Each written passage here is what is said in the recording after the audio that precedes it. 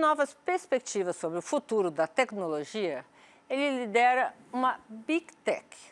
Onde? Na América Latina. Eu converso agora com Luiz Tonizzi, presidente da Qualcomm. Bem-vindo, Luiz. Obrigado pelo convite. Obrigada pelo seu tempo, porque lidando com tecnologia, todo segundo é importante. Tempo passa rápido. Explica para o nosso telespectador o que faz a Qualcomm. Bom, a Qualcomm, nós somos uma das principais empresas desse mundo de, como você falou, inovação e tecnologia. Nós produzimos processadores que vão para vários segmentos da indústria ou das indústrias. Por exemplo, os smartphones, por exemplo, carros conectados. Hoje o carro nada mais é que um computador de 4 rodas. Ele freia sozinho, ele toma decisões sozinho, ele tem que estacionar muitas vezes sozinho.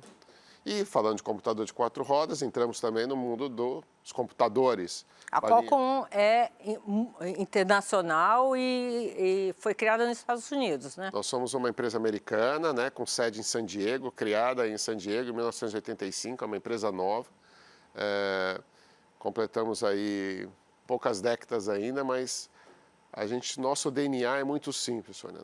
Nosso DNA é de ter sempre a melhor tecnologia. Nós acreditamos que você tendo a melhor tecnologia, você sempre vai ter relevância no mercado e vai conseguir agradar e ter a experiência melhor para os consumidores. Então vamos começar pelo fim. Qual foi a última descoberta tecnológica da Qualcomm? Olha, eu diria que nos últimos 4 anos, a Qualcomm fez uma série de aquisições de empresas para conseguir ter um portfólio muito poderoso. E aí eu vou dizer qual que é a nossa visão e por que a gente fez esses investimentos nessas empresas. A nossa visão que o AI, né, ou que o AI ele não vai estar só na nuvem, como a gente conhece hoje, com essas grandes ferramentas que todos hoje usam, tipo ChatGPT, mas ele também vai estar próximo do usuário, rodando no seu celular, rodando no seu carro, rodando numa câmera, numa televisão, em qualquer device. Ou seja, a gente vai trazer aquela capacidade de processamento mais próxima para o usuário, o que melhoraria a experiência dele e também o custo, né? Porque uma coisa muito importante é que a tecnologia ela seja acessível para todos, né? Então, a gente comprou algumas empresas para trazer essa capacidade de formar o que a gente chama de NPUs, capacidades neurais maiores, e ao mesmo tempo CPUs maiores para ter um processamento maior. E com isso a gente conseguiu rodar grandes modelos de AI próximos dos usuários. Deixa eu dar um exemplo para o telespectador entender. Não adianta meu carro esperar se conectar na rede, rodar na nuvem uma resposta e devolver para ele, até aí o carro já bateu. Ou a decisão que ele tinha que tomar já foi tarde, né? Está passando ali uma criança, tudo que isso está fazendo é inteligência artificial, e essa inteligência artificial está onde? Está no carro. Então a gente faz superprocessadores para que eles tenham essa capacidade de processamento para tomar essas decisões rápidas na velocidade e necessidade que tem. Seu computador, né? A gente está agora com os processadores Snapdragon para computador, lançamos com vários parceiros aqui, inclusive no Brasil, Dell, Lenovo, HP, Asus, enfim, tem já um portfólio bem grande de computadores no Brasil. São computadores que você, igual a gente está fazendo essa entrevista, eu posso entrar ali no meu Windows, ter um Copilot Plus e pedir para fazer um resumo dessa nossa conversa, Sônia. E o computador automaticamente vai fazer sem necessidade de estar conectado. Tem uma outra forma que vai ser muito interessante, Sônia, e é importante ter em conta que a Qualcomm, a gente é uma empresa que sempre está trabalhando, não o que a gente está entregando hoje. O que a gente está entregando hoje já foi desenvolvido há 18 meses, 24 meses atrás. Que até você desenvolver a tecnologia, você fazer os testes e ela entrar em escala comercial. Quando a gente olha para frente, a gente vê o futuro da AI muito no sentido de ter agentes pessoais. O que seria um agente pessoal? A Sônia tem o seu carro, né? O Luiz tem seu carro, tem seu computador, tem seu smartphone. Ele vai aprendendo comigo. Todo aquele comportamento de compra, ou não só de compra, mas também de lugares, intensidade, exercícios que eu fiz, enfim, se eu estudei, vi esses aparelhos. Tudo aquilo é criptografado e o seu AI aprende com você. Até um ponto que você hoje fala com a rede ou com um agente virtual que tem né, nas lojas aí, tanto de Apple quanto Android, mas esse agente agora já não vai ser mais um agente geral, como uma Alexa. Ele vai ser um agente pessoal, onde ele aprendeu com você, você vai pedir para ele, nos próximos telefones, por exemplo, gostaria de jantar às 8h30 da noite no restaurante tal. Ele vai ligar no seu nome e fazer a reserva, já colocar na sua agenda, que já vai estar no calendário do seu celular, que já vai estar no seu... E não vai jantar por mim, né? Espero que não, né? As coisas boas espero que a gente continue fazendo, mas... Qual é o limite da inteligência artificial, ao seu ver? Não tem limite, né? A inteligência artificial, a gente ainda está engatinhando, né, nos modelos de inteligência artificial. É até um prazer estar aqui explicando um pouco o que isso significa para o consumidor, porque muitas vezes todo mundo entende inteligência artificial só um robô ali, ou, sabe, uma ligação foi feita para você, um chat né, de que você entra num canal de consumidor, um saque da vida. Mas a inteligência artificial ela vai estar em tudo, vai estar em tudo. Né? A Qualcomm, que tamanho que é a Qualcomm no mundo? Qual o faturamento? Tá. A Qualcomm é uma empresa, tem um valor de mercado próximo dos 200 bilhões de dólares, faturamento... 1 trilhão de reais. Depende do câmbio, né? Mas às vezes um pouco mais, um pouco menos. Mais 1 trilhão e 200. E nós temos um faturamento ao redor de 37 bilhões, foi o fechamento de 2024, ao redor de 37 bilhões de dólares. Assim, E vocês têm presença pelo mundo inteiro. Qual a importância da América Latina para a Qualcomm?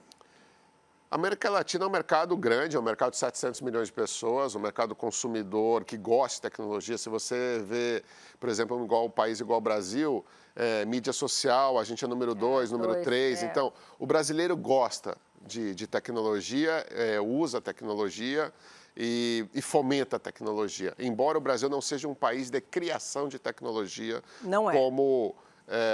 não é parte da matriz nossa. A gente é um país mais de agro, um país de outras matrizes econômicas, né? Tecnologia é um setor que está avançando, mas ainda não é um setor muito relevante dentro do nosso PIB. Então, nós não temos tantas empresas como você tem nos Estados Unidos, na China, e na parte da Ásia em geral, tipo Coreia, Japão, né? Que são países... predominantemente tecnológicos, na vanguarda tecnológica, né? Nós somos mais consumidores de tecnologia, o que não coloca a gente atrás, mas é mais uma questão de qual é o nosso DNA. Né? Nós somos maiores consumidores, talvez não sejamos os maiores desenvolvedores. Agora, qual que é a importância do mercado da América Latina? Enfim, é um mercado consumidor. Vocês pretendem fazer algum desenvolvimento tecnológico aqui dentro, trazer alguma unidade? Como é que é isso? Ótima pergunta. Nós temos várias iniciativas na América Latina, incluindo o Brasil. Para te dar uma dimensão da Qualcomm na América Latina, nós temos 1 a cada 3 celulares na América Latina usam processadores Snapdragon. Se você vai para o mercado agora dos carros elétricos, mais de 50% dos carros usam híbridos elétricos, mais de 50% dos carros usam o Snapdragon. Né? No mundo? No mundo, em alguns países até mais. Na China, aqui? A gente tem uma parceria muito forte com o mercado chinês. Né? Então, você pega todas essas marcas, BYD, Geely, enfim, todas elas usam, na sua grande maioria, Snapdragon. É um mercado que, para a gente, só para você ter ideia, é um mercado que ele cresce para a gente 60% ano a ano. Porque cada vez mais o carro é inteligente, cada vez mais o carro precisa de processamento. Então, é o mercado que mais cresce para a gente é a indústria automobilística. O mercado de IoT é um mercado importante. Cada vez mais as coisas são sensorizadas, tem processamento. Sua geladeira se conecta, sua televisão se conecta, seu carro se conecta. Enfim, o seu óculos de realidade, né? A gente faz esse óculos que você vê da Meta, que tira foto, a gente que faz com eles. O Ray-Ban Meta. É, o Eu Ray-Ban tenho Meta. Ele é com Snapdragon, se você virar a caixinha, eu está fico um pouco escrito. assustada comigo própria tirando essas fotos. Na América Latina, a gente tem essa presença forte no mercado de smartphone, com a Samsung, com a Motorola, com as empresas chinesas que vendem aqui, no mercado automobilístico. E agora, como eu disse, entrando forte no mercado de computadores. Nós temos a Provocação, o pretensão... que vocês têm a mais dos seus concorrentes Ótimo. para oferecer? A nossa pretensão no mercado de computador, e isso é uma qualidade da Qualcomm, a gente tem uma visão seguinte, ela já é um mercado estabelecido. Se a gente for entrar no mercado estabelecido com um produto que é um Me Too, que a gente chama, ou um produto equivalente, não tem por que o usuário trocar. Em todos os mercados que a gente decide entrar, é porque Então, a gente acredita compram. que tem um diferencial. Então, qual é o nosso diferencial no mercado de computador? Primeiro, que a gente está usando o statement, o que a gente está falando assim, a melhor experiência num computador Windows hoje, ou seja, que tenha Windows, Microsoft, é no Snapdragon. E aí você vai perguntar, mas por quê? Porque você consegue ter tempo de bateria muito superior ao computador com as empresas tradicionais de processador de computadores. Você tem uma capacidade de AI muito maior que dos outros computadores, o que permite, então, você rodar Copilot Plus e rodar ChatGPT, entre outras coisas, no computador. Tema de privacidade, você estava falando, como ele roda no computador, a sua informação ela não é exposta para a nuvem, ela roda no computador. Com coisas como simples como o seu cartão de crédito. Antes você colocava o seu cartão de crédito na nuvem. Agora o cartão de crédito ele fica armazenado no meu computador e não exposto na nuvem. Mas não são só vocês que fazem isso. Hoje nós lideramos isso. Vocês são líderes mundiais nisso. Né? A nossa visão é essa. E é por isso que todas as empresas estão lançando computadores com a gente agora. Todas as grandes marcas, Lenovo, Dell, HP, Asus, Acer, todas. Qual é a próxima aquisição da Qualcomm? A gente já... Então, pelo menos o setor. Vocês estão mirando o quê? Nós temos dois tipos de investimentos que a gente faz. Nós temos 3 empresas no Brasil. Né? Às vezes as pessoas não conhecem a Qualcomm, mas a gente é um dos maiores investidores de venture capital no Brasil. Tá. Né? A gente tem grandes empresas no Brasil, sendo delas 4 unicórnios. São empresas que já passaram da casa do R$ 1 bilhão de... Talvez porque cada venture capital, essas 4, tem um nome, né? Isso. E então a gente tem um portfólio de empresas no Brasil. A gente tem um portfólio de venture capital mundial, que a gente também vai comprando empresas, fazendo M&A ou o que a gente fala de investimentos, né? Em early stage, na grande maioria em early stage, a gente faz. E a gente vai continuar investindo no que a gente chama de diversificação. A gente foi para o mercado, a gente tem uma visão até 2029, que a gente já deu para os investidores de forma global, que a empresa vai ser uma empresa em 2029 que 50% do nosso faturamento vai estar no mercado de smartphone, onde a gente é líder, e a gente não vai perder a liderança, a gente vai continuar investindo nesse mercado. Porém, a gente vai continuar crescendo no mercado de IoT, e leia-se dentro do IoT computador também, no mercado de auto, no mercado de robôs e assim por diante. Geladeira. Que é o IoT, a gente chama tudo isso de IoT. Tá. Né? Então, o IoT, né, internet das coisas, mais mercado automotivo, mais mercado do computador, vai representar 50% do nosso faturamento até 2029. O céu é o limite para a Qualcomm, é mais ou menos isso, né? Acho que a gente está trabalhando, investindo... O capital é o limite para Qualcomm? Acho que a experiência humana é o limite. A gente tem que entender sempre o que a gente vai entregar para as empresas, não só para o consumidor, para o B2B também, enfim. Em termos de financiamento para tudo isso, como é que funciona isso? São altamente endividados, não são? Não, como a é que gente funciona? tem uma posição, só para você ter uma ideia do nível de inovação da Qualcomm, nós somos uma empresa de 45 mil empregados, Tá. onde 35 mil são engenheiros de desenvolvimento. A nossa visão é muito simples. A hora que a gente parar de criar a melhor tecnologia, alguém pode vir e passar a gente. Então, a nossa obsessão é sempre de estar criando tecnologia de ponta e, obviamente, que ela seja benéfica para consumidores e empresas. E você, Luiz, há quanto tempo você está na direção da América Latina da Qualcomm? Eu entrei na Qualcomm em 2021, né? No meio da pandemia?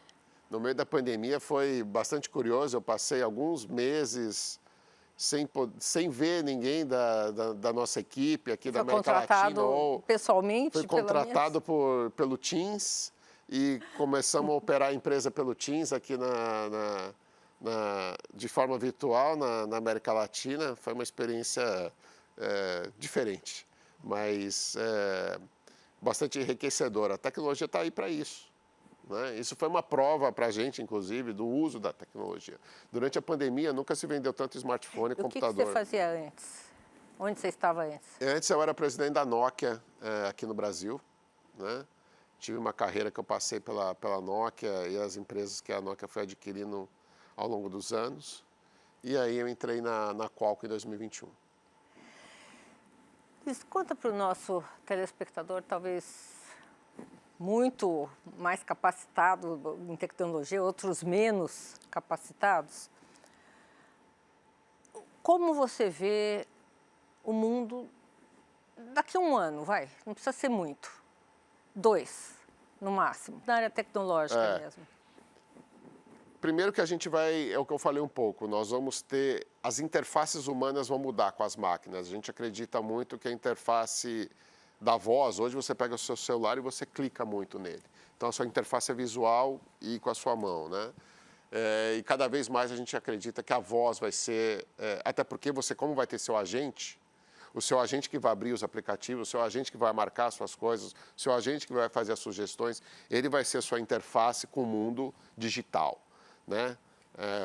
Vamos dizer assim, o assistente da Sônia, que vai navegar por todos os diferentes aparatos que você tem, desde o seu computador, o seu celular, o seu carro. E detalhe, ele tem que ser único. Você vai delegar para ele essa função. Então, essa interface vai mudar. O uso de AI, então, né? Acho que está engatinhando, as pessoas entendem que tem uma coisa chamada AI, mas muitas vezes o usuário, o consumidor, quando ele vai comprar um smartphone, ele fala, tá bom, para que isso serve na minha vida? Né? Então, e já tem várias aplicações de fotos, de vídeo, de melhoria, de transcript, como a gente estava falando, de resumos, de sugestões, de imagem, de fazer... Você faz um draft de qualquer coisa, cria uma imagem a partir do nada, né? É o que a gente chama de Gen AI, né? É um termo muito usado na nossa AI generativa, né? Então, o futuro, que não está muito longe, ele vai caminhar para isso. Você vai lembrar, Sônia, da nossa conversa, que você já vai estar com a sua assistente. Vou reclamar para o meu agente já. Você já pode antecipadamente reclamar com o seu agente. Luiz, você hoje em dia, na hora de você contratar alguém para trabalhar com você, o que você olha?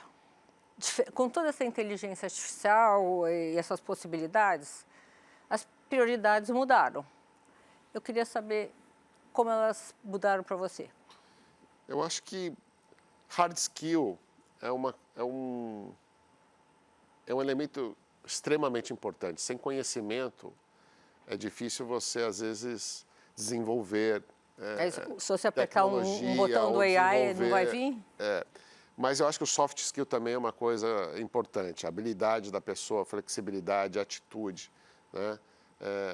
Modelo de como pensar o uso dessas tecnologias todas que a gente acaba inventando. Como seria o go-to-market disso? Como que a gente tira benefício disso no B2B, né? Pega um setor de óleo e gás, como é que eu aplico isso que é diferente do setor de energia, que é diferente do setor automobilístico, que é diferente do setor do agro? Como eu aplico essas tecnologias? Como eu crio modelos economicamente viáveis também para aplicar todas essas tecnologias nos setores, não só para os consumidores? Então, a gente olha muito essa skill das pessoas. Capacidade de link. A capacidade de co-criar em cima da tecnologia. Exatamente, fazer uma leitura correta dos dados e tirar uma coisa diferente disso, né? Exatamente. Então, como você faz isso numa entrevista? Que você vai contratar alguém para trabalhar com você? você acaba sempre perguntando, tenho uma pergunta que eu sempre faço que é a característica, né? O como você, quais são as coisas que você fez que você tem mais, vamos dizer assim, empatia pelo que você fez, né? Ou que você tem mais orgulho do que você fez. Que ali diz muito quais são as suas características principais e o que você gosta de fazer. Tá. E geralmente o que você faz bem é o que É só você o que gasta mais parte do seu tempo e é onde geralmente você tem êxito. Né? Mas isso já é uma lei antiga. Se você fizer alguma coisa que você não gosta muito, é muito difícil você ter um sucesso nessa linha. Como é a Qualcomm? Vocês devem fazer projeções, enfim, montar planos para anos, eu não sei quantos, porque hoje em dia, a longo prazo, isso é mais complicado. A meta da Qualcomm é qual, vamos dizer, para daqui 5 anos? Eu não sei se vocês têm meta, 2, 3, 5. Como é que funciona? A gente tem uma meta de crescimento anual, inclusive que a gente coloca isso para os nossos investidores, né, para os nossos acionistas. A nossa meta principal é crescer num CAGR, que a gente fala que é um crescimento maior que a média de mercado e, ao mesmo tempo, diversificando a empresa. Não só crescendo, mas crescendo com a diversificação, o que ajuda tanto na saúde do nosso portfólio de clientes, assim como também na saúde financeira, onde a gente acredita em alguns mercados você consegue explorar uma margem maior. E essa mensuração é feita como? Em comparação com concorrente, em comparação com o próprio mercado? Tamanho de mercado. Tamanho do mercado. A gente né? olha qual que vai ser o mercado, o tamanho do mercado automobilístico daqui a 5 anos. Sônia, a gente investe 25% do nosso faturamento anual em pesquisa e desenvolvimento. São dezenas de bilhões de dólares. Então, a gente não pode sair, não, eu vou tentar fazer alguma coisa. Não. Lógico que você tem áreas menores, onde você investe menos, onde você tenta fazer pilotos. Mas os grandes investimentos são em áreas chaves que a gente acredita que faz, né, a mudança significativa na tecnologia para o futuro. Então, no nosso planejamento, Quantos se você erros para um imaginar um acerto? ciclo, né, porque o nosso ciclo, você fala, agora, vou dar um exemplo, eu até participei do lançamento do S25 da Samsung. Até esse chip chegar na Samsung e fabricar, esse chip já foi desenvolvido há 18 meses atrás, praticamente. E vai chegar na mão do consumidor agora. Só que a gente teve que pensar a capacidade de AI, quais seriam as aplicações. Você já tem um novo. Já tem coisas novas saindo, que Já vão tem um sair. novo. Né? Então, você tem que sempre estar planejando, nesse mercado de alta tecnologia, você não pode viver o hoje. Porque se você viver o hoje, você para de inovar. Exatamente. Então, você sempre tem que estar vivendo o futuro. Imaginando assim, esses 25% que vocês separam para investir em tecnologia, quanto disso acaba não resultando em coisas novas? Porque você tem que ir testando, né? O que a gente chama de eficiência. A gente tem os KPIs de projeto, né? Quais projetos foram para frente. Você tem os professores pardal dentro, né? Nem tudo que você faz dá certo. O importante é qualitativamente a quantidade do que der certo ser maior para você conseguir manter a empresa. Mas tem uma porcentagem, obviamente. Isso sempre de olho no concorrente, no que ele está fazendo também, né? Tem mais essa visão, e fora os concorrentes né? que a gente não conhece, né? Essa indústria, por isso que não pode parar de inovar. Nessa indústria sempre aparece... DeepSeek apareceu de repente, mas será que eles apareceram de repente, eles já existiam e estrategicamente isso foi lançado no mercado numa hora que o Trump assumiu? Alguém sabe disso? O mundo ele é feito de guerras de narrativas e de expectativas, não necessariamente de realidade. Mas sempre, também. né? Tem de tudo, né? Mas sempre, isso não foi não é uma novidade. Essa forma era feita de outra maneira. Agora é dessa maneira. Esse tema do semicondutor é tão importante que você vê que é como se falasse de uma guerra de alimentos. As pessoas todas precisam comer. Só que hoje ninguém vive sem um telefone celular, sem um computador, sem uma televisão. Você pode ter duas coisas essenciais. Se você pegar a pirâmide de Maslow hoje, está lá embaixo na pirâmide. Primeiro, né, você tem que se manter vivo comendo e você tem que ter conectividade, você tem que ter um aparato. Muitas cidades, você pega o Brasil, por exemplo, a quantidade de pequenos provedores no Brasil é imensa. Por quê? Grande parte dessas cidades, a única diversão que o cara tem é assistir, às vezes, um Netflix. E para isso ele precisa ter um aparelho, precisa ter uma conectividade, precisa ter um Wi-Fi. E tudo isso são processadores. Então, é um mundo novo. Agora, como trabalhar e ser um executivo como você é nesse mundo novo completamente imprevisível? Você tem que planejar o imprevisível, né? Você tem que ter algumas linhas mestras, da onde você acredita que o futuro está indo, né? Com base em padrões humanos ou padrões tecnológicos, disruptivos. Se você olha, Sônia, assim, desde a Revolução Industrial, né, lá das máquinas, a energia elétrica, e depois veio os computadores, nós estamos entrando numa outra revolução. Outra.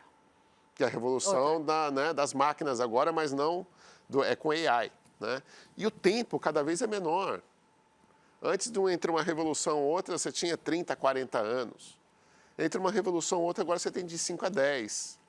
Qual é o limite da adaptação do ser humano? Acho que o ser humano está vivo até hoje porque ele não tem limite para adaptação. Porque tem estudos que ele é o instrumento vivo mais adaptável que existe na Terra. E você, na sua visão, nós vamos nos adaptar todos a esses novos momentos? Eu acho que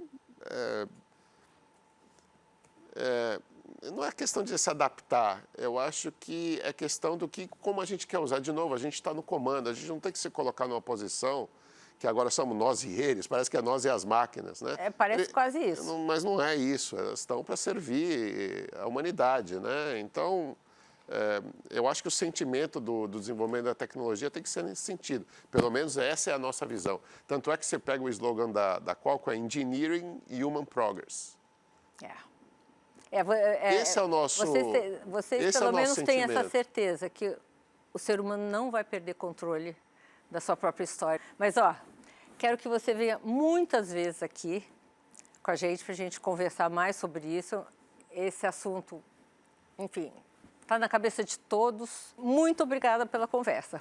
Não, Sônia, é um prazer. Obrigado por estar aqui e eu te convido a usar o nosso computador com o Snapdragon, Sônia. Eu vou. Com certeza. Eu vou. Obrigada. Obrigado a vocês. Bom, gente, o programa de hoje está terminando. Obrigada pela companhia e até semana que vem, aqui na Band News TV.